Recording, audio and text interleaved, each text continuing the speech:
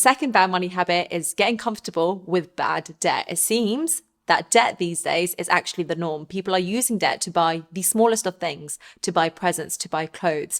I have a straight rule. That is, unless I can afford to pay for that thing outright in cash, I shouldn't be buying it with any form of debt. Remember, credit card companies want you to be bad with your finances because that's how they make money from this. The average credit card interest rate is 22%, which cancels all kind of benefits and rewards these credit card companies are providing if you're not able to pay them off in time. It is not having a stockpile. This ties into point number one, which is about paying yourself first. And essentially, it's saving enough so that you have a buffer behind you of about 3 to 6 months. This is super important and it will give you peace of mind just by having this buffer kept to one side and available to tap into if you need it. You free up that mental energy to designate to more important things. So how do you gather this 6 months of buffer? It's through that paying yourself first. Start putting that 10% away. And once you have your stockpile, then you can start using the additional money you save to building into your investment fund and looking at investments.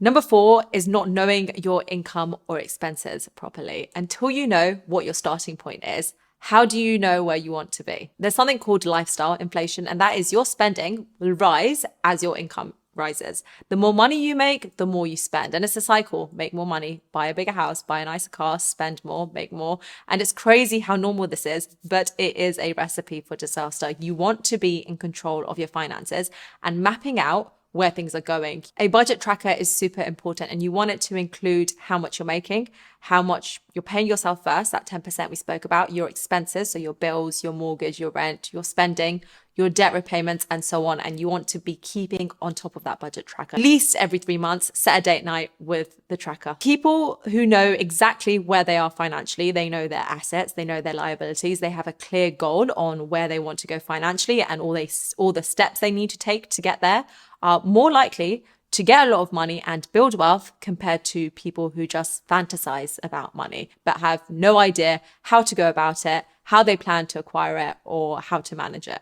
Just being mindful of this stuff and seeing those numbers in black and white will trigger you into action. Fifth bad money habit is having expensive hobbies. A lot of people like to shop, and I guess, part of this is retail therapy, but again, marketing, social media, and these multi-billion-pound organizations love to tell us how much we need to spend our money and spend our cash instead of keeping and investing it. Next up, we have focusing purely on saving.